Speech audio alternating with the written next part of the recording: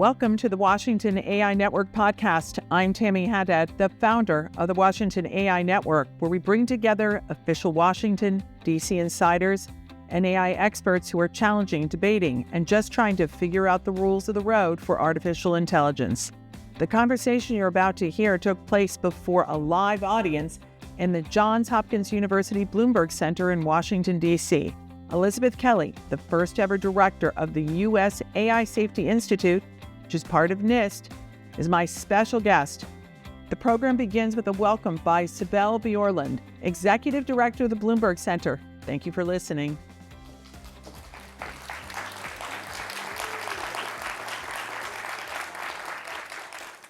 Good evening.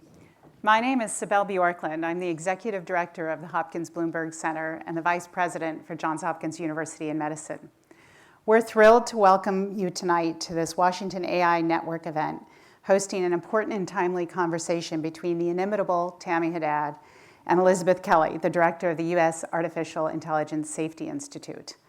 At Johns Hopkins, our research faculty and subject matter experts have led the way on AI, machine learning, and related topics for decades. As Ed Schlesinger, our dean at the engineering school, recently reminded me, AI is just math. Right here at the Hopkins Bloomberg Center, where we convene people across disciplines and differences to solve complex problems, our AI programming runs broad and deep. Earlier this summer, we launched a year-long partnership with noted tech journalist Kara Swisher and Vox Media to convene top minds on AI, starting with a conversation between Kara and OpenAI CTO Mira Murati. Earlier this year, our bipartisan Bridge series kicked off with a critical AI-focused conversation between Senators Mark Warner of Virginia and Todd Young of Indiana. And just over the past few weeks, we've offered short courses on AI to congressional staff and journalists. So whether you're looking for an expert to guide policy discussions or just wanting to come together with colleagues to hear about interesting AI topics, there's a hub of activity right here at the Bloomberg Center. We hope to see you again soon. Let's get to it. Please join me in welcoming Tammy and Elizabeth.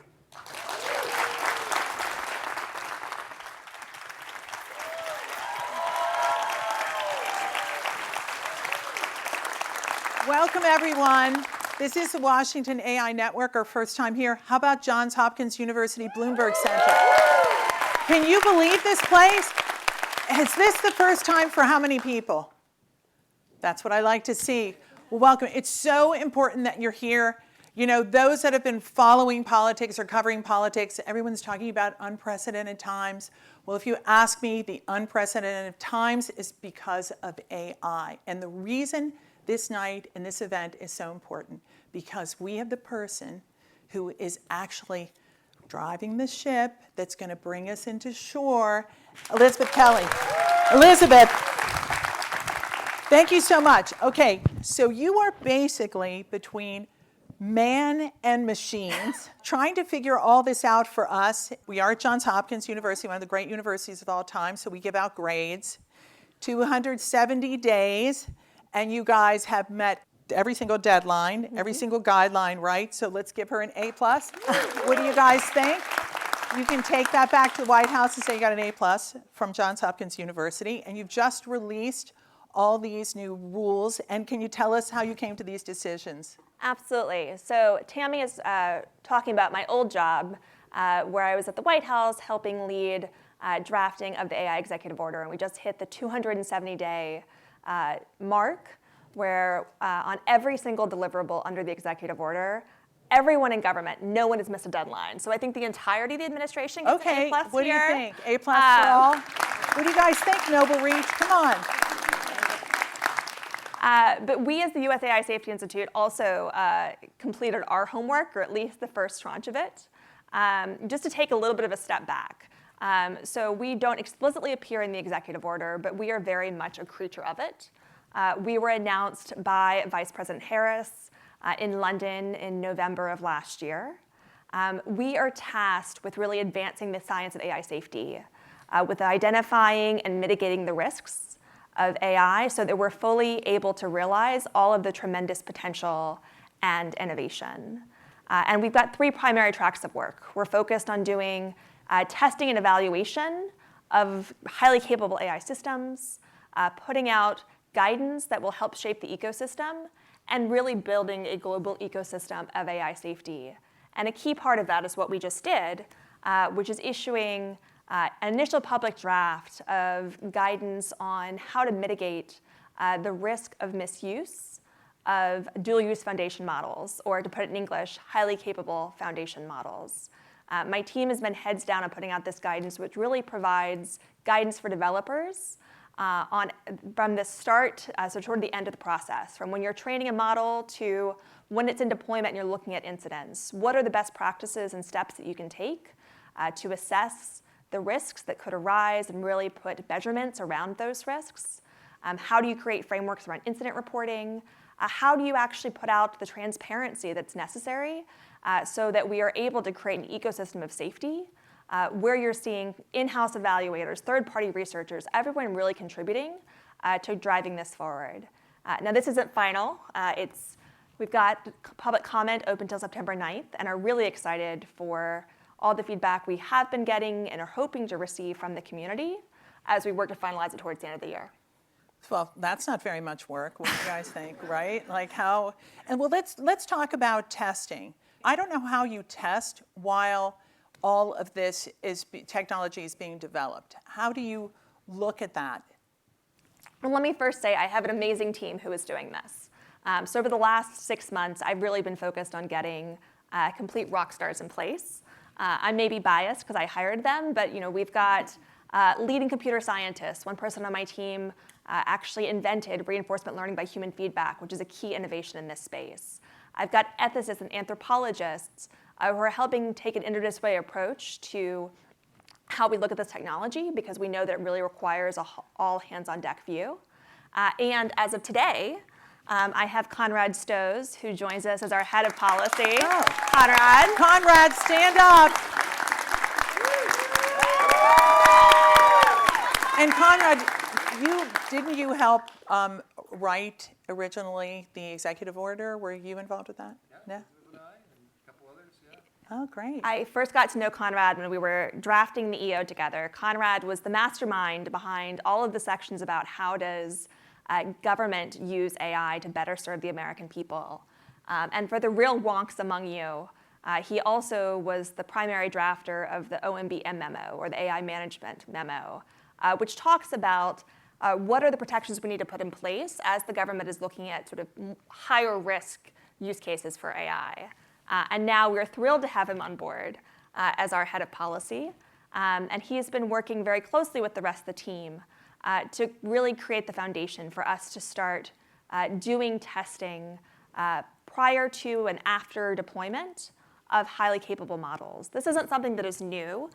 We've seen a lot of testing happen inside the companies. We've seen third-party researchers and companies do testing of these models across a range of risks.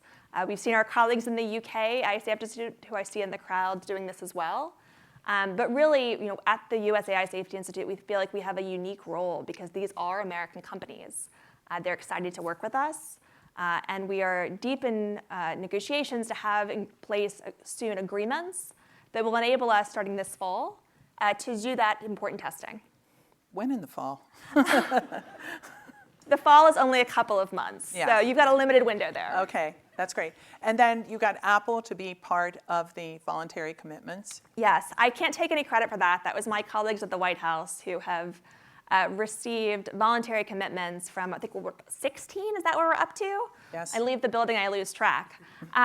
Companies who have made really important commitments to doing testing of their systems, putting in place risk mitigations, making sure they're mitigating potential impacts around bias and discrimination.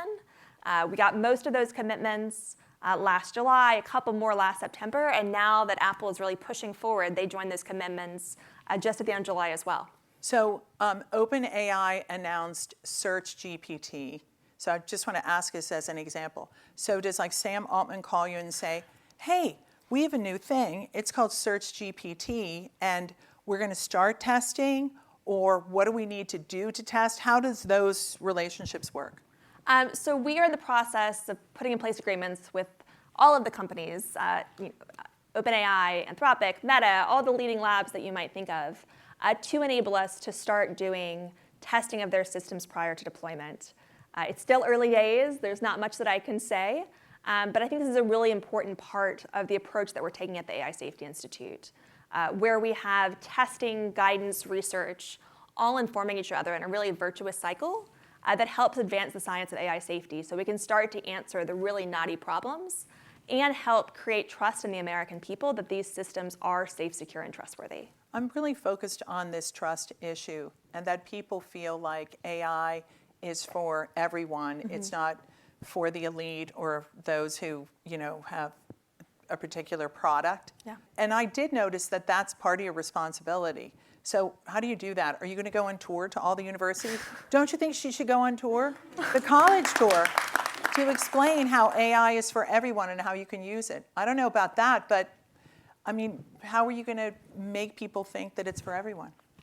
So I think you hit the nail on the head, which is that we really view our job as enabling innovation, right? Safety enables trust, which enables adoption, which enables innovation.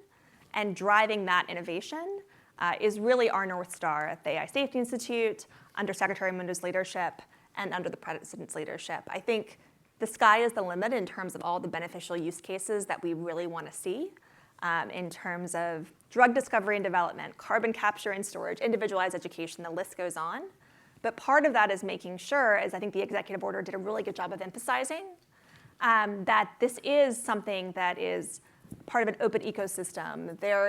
Academics, entrepreneurs are all able to explore and develop, that we're getting the education that we need in our classrooms, that we're training up workers, all that were key pillars of the EO. Oh my God, that's so much to cover. Let me ask you about dual-use foundation models.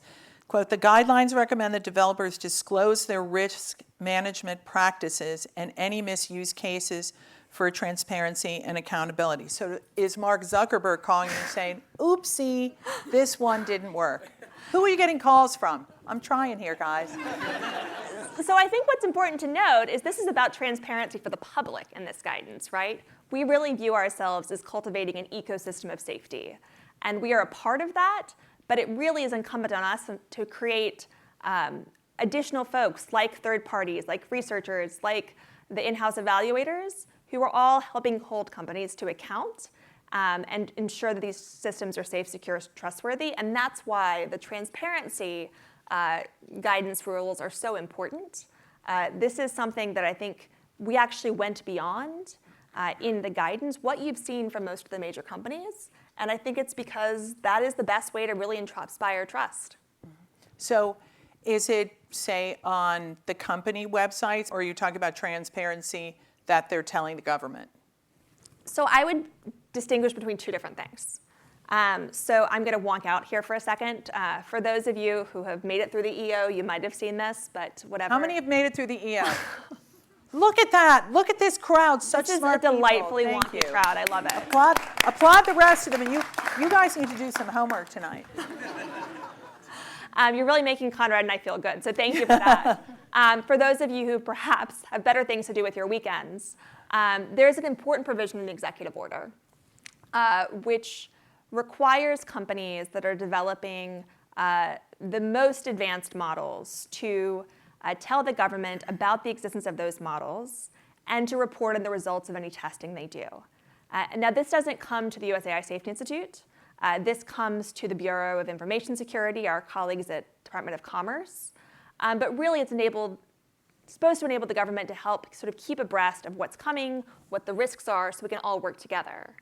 That's sort of reporting to the government. What we're talking about in the guidance is how do we ensure that there is, I don't want to say reporting, but transparency with the public. So it's not just the US government that has this knowledge, but the companies are helping foster this broader ecosystem of trust, and that's why we think it's such a key component of the guidance. I want to turn to synthetic content. And NIST also submitted a report to the White House outlining ways to reduce the risks of synthetic content generated by AI. The White House said, quote, image-based sexual abuse has emerged as one of the fastest growing harmful uses of AI to date. This is obviously parents, I know you're a parent, are really concerned about it. What are the recommendations, if you can talk about that, for combating image-based sexual abuse generated by AI? So just to take a quick step back, there were a number of deliverables that NIST issued at the end of July. as called for by the executive order. One was a generative AI profile of the AI risk management framework. Another was a secure software development framework, new international engagement plan, lots of things. But one of the key ones was really this landscape overview of the tools and techniques to help detect synthetic content and to authenticate content. And there's many reasons that this is so important, but part of it is because these are going to be really key tools to combat the risks of CSAM and NCII, which, to be fair, are long-standing harms, but have really been exacerbated because of the greater ease in creating and disseminating the content that AI creates. So we'll be finalizing that report towards the end of the year, and then putting out additional guidance as called for by the EO on what are the best practices to help mitigate that. So stay tuned. This is an area where we know that the technology is evolving so quickly that what is a best practice for watermarking or for detecting synthetic content, what's best practice now might not be best practice in 6 months.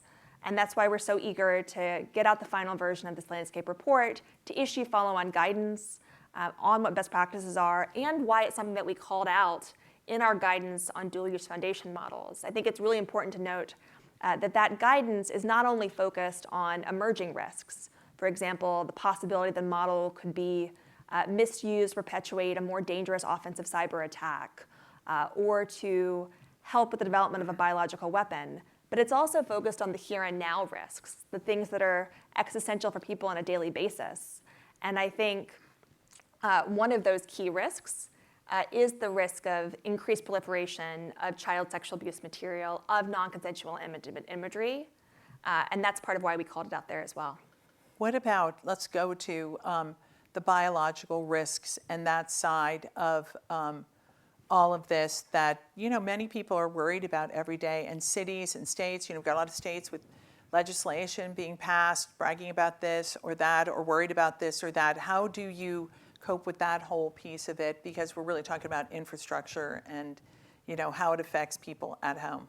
So we really view our job as taking an approach that sort of lets us look at the whole picture, monitoring what are the risks now, what might the risks be in the future, and being proactive and identifying risks that may not be here today so that we're able to mitigate them as they come down the pipe. So wait, so you have to get rid of the old risks, the current risks, and then predict the new risks. This is not a good job, Elizabeth. Honest to God, you and Conrad, we need to chat. That's I've got more of my team here too. Please tell them not to Where's quit. the rest of the team? You can They can squad wave in up the back. later. Okay. A Johns Hopkins student. Clearly, I'm recruiting the best. Oh yes, some Johns Hopkins students. Yes.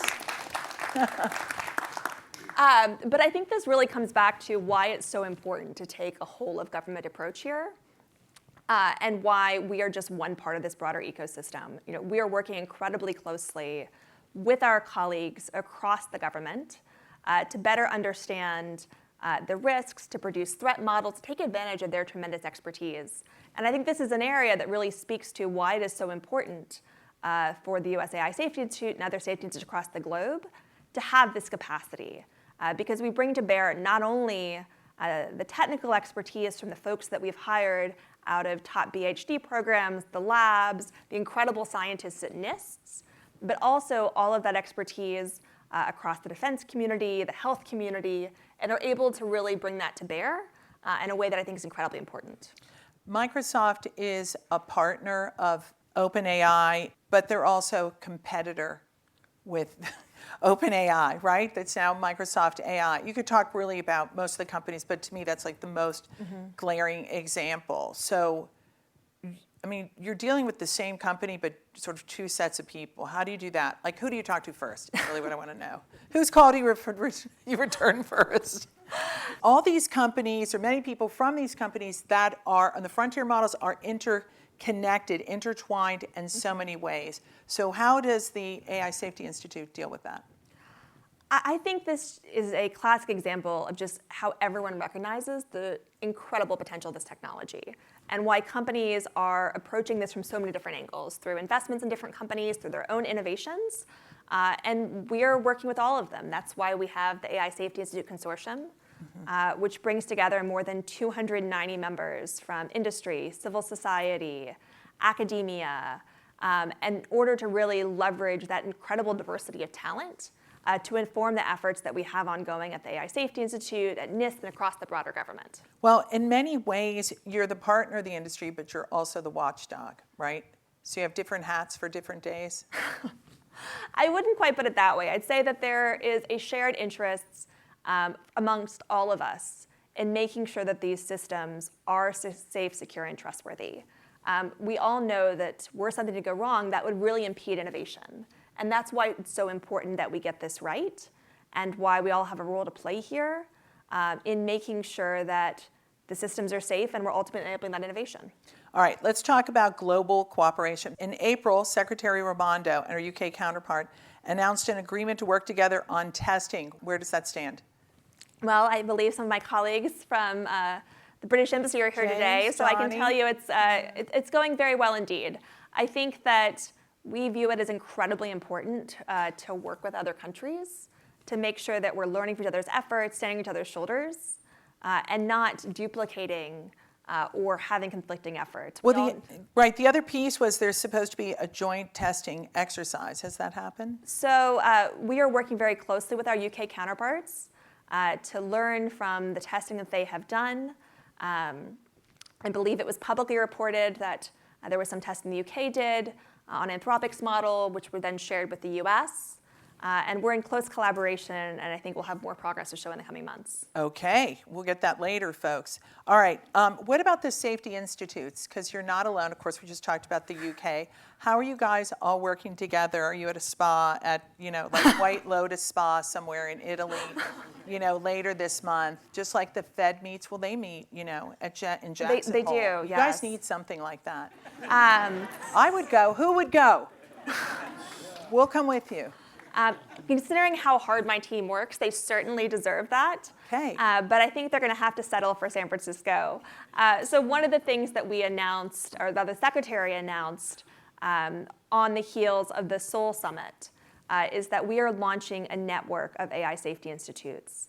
We're seeing AI safety institutes pop up across the globe, and we think it's incredibly important to build on the leaders and ministers' levels commitments that have been made, first at the Bletchley Park Summit, then at the Seoul Summit, and really begin to work together at a technical level so that we're learning from the research and best practices of different countries, the work the Singaporeans are doing on content authentication, the Canadians are doing on risk mitigation, all the evaluations the UK has built up, and that we're not only able to learn from each other's efforts, but also move towards more aligned testing and evaluation, common benchmarks, because that's really how we're going to enable the innovation that we all want to see. And when's that going to happen? Well, the conversations are ongoing now, but I think that part of sort of the formal launch is going to be a convening later this year in San Francisco that brings together all of those safety institutes and really their technical experts. Well, that's what I was going to ask you. Are these technical folks, political folks? Who are you bringing together? We're really focused on bringing the technical folks together. We think there have been really great fora to bring together the political folks, and we've seen incredibly important commitments, first at Bletchley, then at Seoul, through the G7, the OECD, the list goes on. But we really want to enable the technical experts to sit together in rooms and have the detailed conversations that'll drive the action, drive the deliverables we all need to see. And what about the State Department? Are they involved? The State Department is very much involved. They've been an incredibly close partner on all of our efforts here because we really view it as essential that America leads not only on AI innovation, but also leads on AI safety, and the State Department agrees with that. And what other countries, if you'll call them out, what are they committing to? Anything you can tell us? I don't want to get ahead of our November news release, but I do think that you saw a number of countries in Seoul commit to really working together at a deep level. The Seoul 11, I think, is a good instance of that, and we've had a number of partnerships already that we've spoken about publicly. Obviously, there's the MOU with the UK. We have a dialogue with the European Union that was announced with the Trade Technology Council and that we kickstarted this summer. Exchanges with Singapore, with Kenya, with other countries. What about China? So we Slip that in. Yeah. I think we are focused on working with countries that have safety institutes that are really trying to advance this work. But I think we had an incredibly productive dialogue with China in Geneva. A number of us were there to exchange learnings about AI safety. So they are focused on it, talking to other countries about what they're doing. I would defer to my State Department colleagues, but what I would say is that we want to engage with a number of countries on AI safety. Such a diplomat. Okay. What about the Paris Action Summit? So Anne Bouvereau, who I hope others have met, I was honored to interview her when she was here in town. She is President Macron's new envoy for AI safety, Yeah. and I know you met. And they're putting together this summit in mid-February. What can you tell us about the U.S. role and the role of the Safety Institute? Sure. So I got to listen to your interview with Anne Bouvereau. Oh, I do go. loved, yes. And there were two things that she said that really stood out to me, and also things that she said in private conversations as well. One is the role of safety in enabling innovation. And that's very much sort of the spirit of the conference, but there is a whole track around safety because these things are really part and parcel. The other thing she said was that they intentionally are calling this the AI Action Summit because there have been all of these important political commitments to advancing AI safety, to advancing AI innovation. But we really need to sort of get down to brass tacks, do the work, take action. And I think that the work that we're doing in the AI Safety Institute network, the convening that we'll be having at a technical level in November, really feeds into this drive for action. We're excited to help produce deliverables ahead of Paris. It's interesting because I spoke to Ben Brake from Germany, the digital director, right before. Thank you, Julian, who I think is here. And in both those conversations with Anne and Ben, they both talked about innovation. When they look to the U.S., when they talk about AI, they desperately want to have the kind of innovation that we have in this country. So we've talked a lot about safety, but are you also talking about innovation with those safety protocols? Absolutely. As Secretary Raimondo has said many times, we really view our role at the Commerce Department as driving and leading U.S. innovation. And safety is a key part of that. Safety enables trust, enables adoption, enables innovation. And that's why we all get up in the morning and why we think our work is so important. And we are incredibly lucky to have so many outstanding researchers, companies who are really on the forefront of this incredible technology here in the U.S.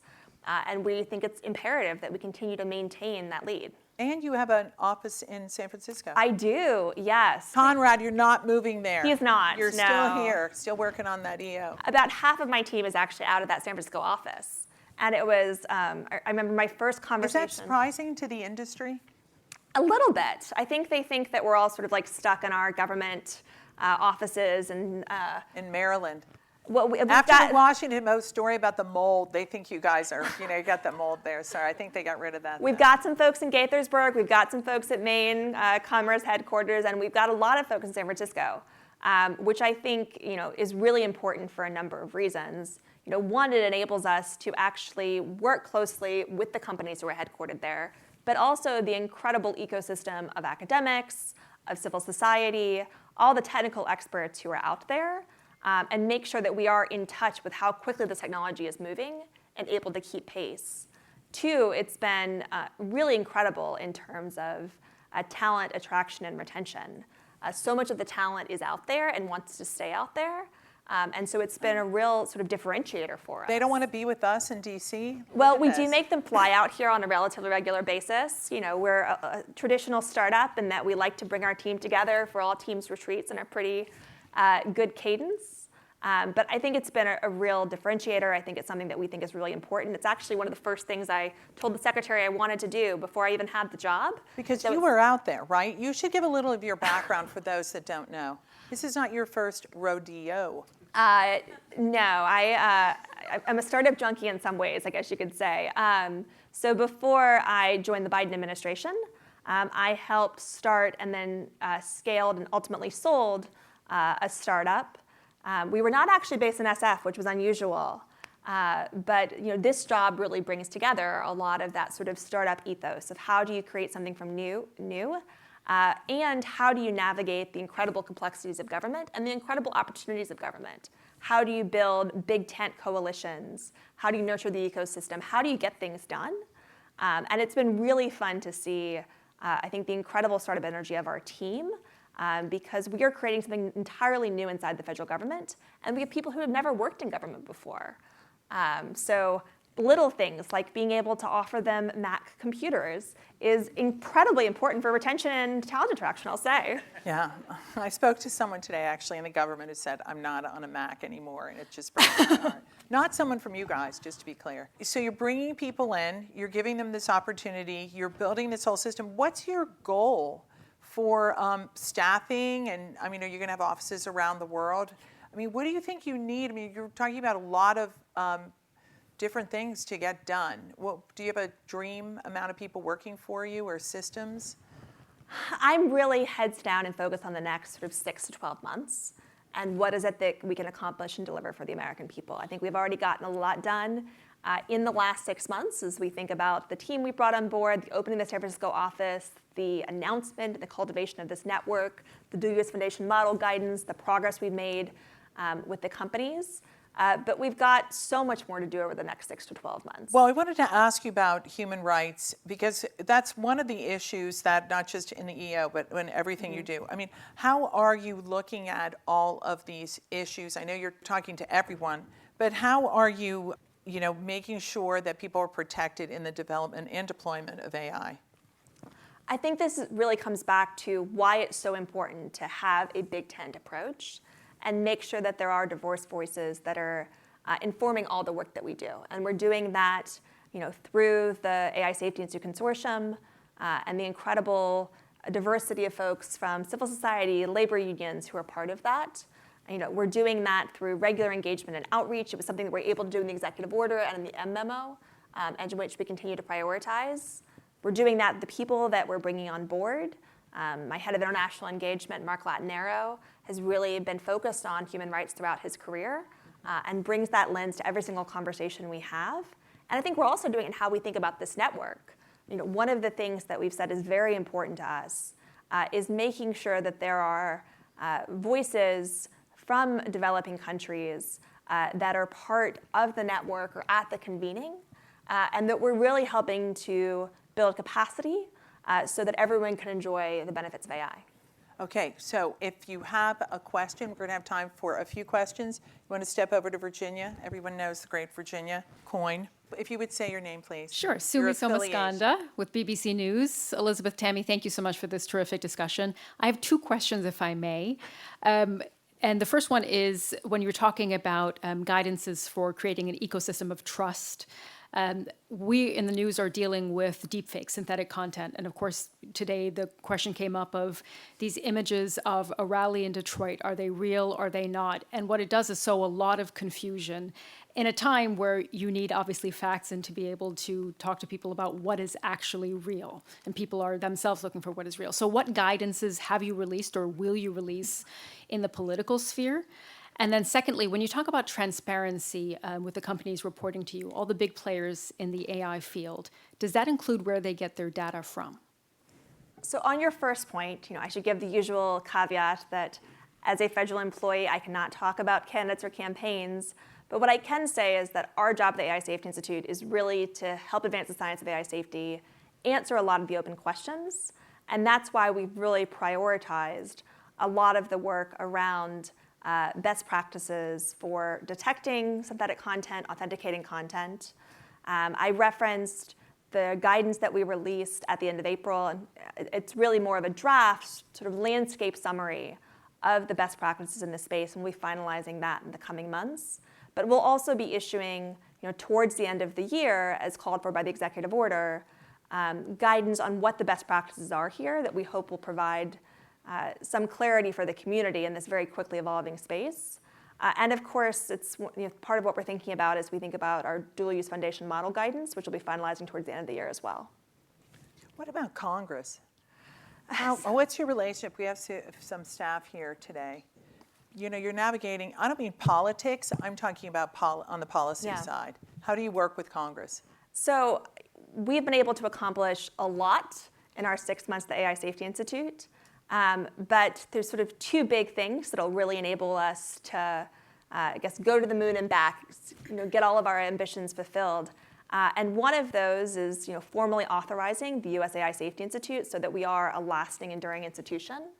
And there we saw an That was my exciting- last question, because there might be a change of administration. All right. Well, what I'll say there is we saw an exciting development, I guess just last week, all the weeks went together, with legislation by Senators Young and Senator Cantwell being passed out of committee, which would formally authorize the US AI Safety Institute, which we think is a really meaningful step forward to really enable us to continue this work in a long-standing way. And of course, this is resource intensive. We have been able to achieve a lot with the money we've received in the FY24 appropriation, and we'll be receiving additional money through the Technology Modernization Fund that recognizes the important role we have to play in facilitating the government's use of AI. But obviously, the president's budget requested far, far more for the AI Safety Institute. And there's a lot more we can do to take on a broader risks of a range of harms, to do more of the scientific discovery if we have those resources. That's great.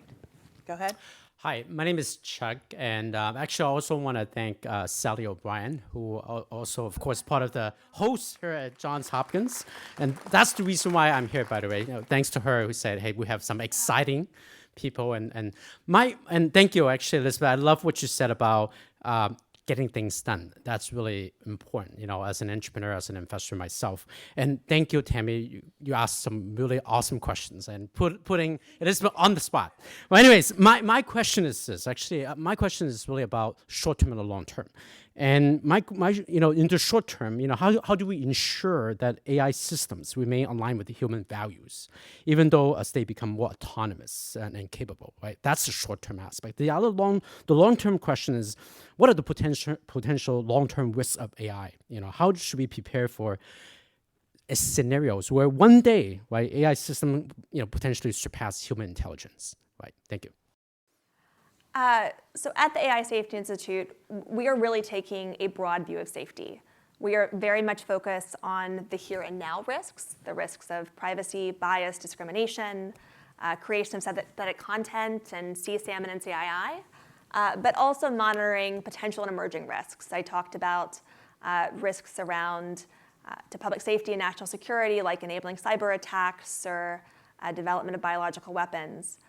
But really, we view our role as working with the entire community to monitor, to keep pace, to understand what's happening, because this is moving so quickly that I think it's really hard to say this is going to go one way or the other. It's our job as the US government to just keep up with what's happening so that we can respond appropriately. How do you keep up with all of it? Well, I hire really, really smart people. Smart?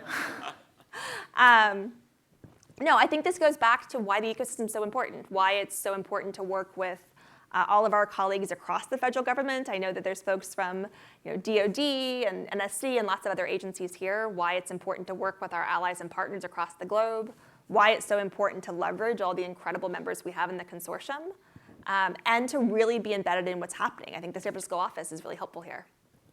Okay. Hey, it's Mohar Chatterjee, Politico AI Special Projects Reporter. Tammy, first, I wanted to say it's probably a credit to the event that so many people from the press want to get their questions out. It's a very good, candid conversation, and I'm really glad, Elizabeth, that we get to have you. My question is basically, you brought up the notion of focusing on the next 6 to 12 months, and Tammy, you brought up the notion of there being a presidential turnover, which is happening in the same time frame. So and then also is the notion of there being AI Safety Network, a network of AI Safety Institutes around the world, and the Bureau of Industry and Security collecting information from industry. So my question to you essentially is, how are you setting up the information transfer infrastructure within the Commerce Department to withstand a presidential administration? Because it sounds like, and the last piece, of course, is the fact that the Trump administration really wants to repeal the EO, right? So I'd love to know how you're building this information reporting apparatus within the US government, within the Commerce Department, to understand how the most powerful AI systems in the world are developing. So usual caveat that I can't comment on candidates or campaigns. But I do think that there are parts of AI safety that are truly bipartisan. I think that all of us want to make sure that we are not seeing AI pose risks to public safety or to national security. And that's why you've seen legislation that is bipartisan, co-sponsored by Senators Young and Cantwell, that would formally authorize the US AI Safety Institute, and why we're seeing these in countries across the globe with many different political leaders. I also think this is part of why it's so important that it's not just reporting to the government, it's about having a transparent ecosystem. And that's part of why our guidance calls on companies to be releasing things so that in-house evaluators, third-party researchers, everyone else is really able to help create that ecosystem of safety. Okay, go ahead. Hi, I'm Naomi. I'm here with the Noble Reach Scholars, so thank you so much for having us. Woo!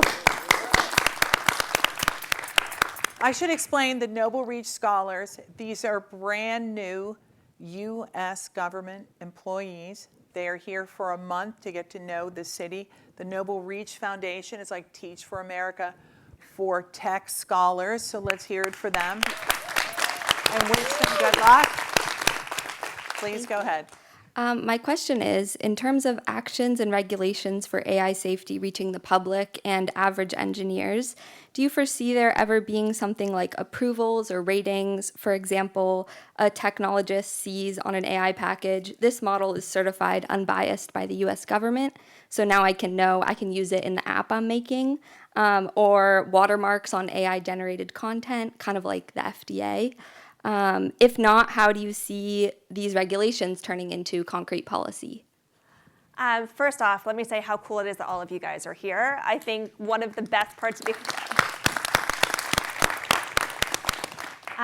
one of the coolest things to come out of the executive order, and I think Conrad would agree with me, that is really the AI talent surge and getting people from so many walks of life to come into government, to offer their expertise, to help make sure we're able to lead on this. I think the Noble Reach Scholars is a fantastic example of that, and it's very cool to be with all of you.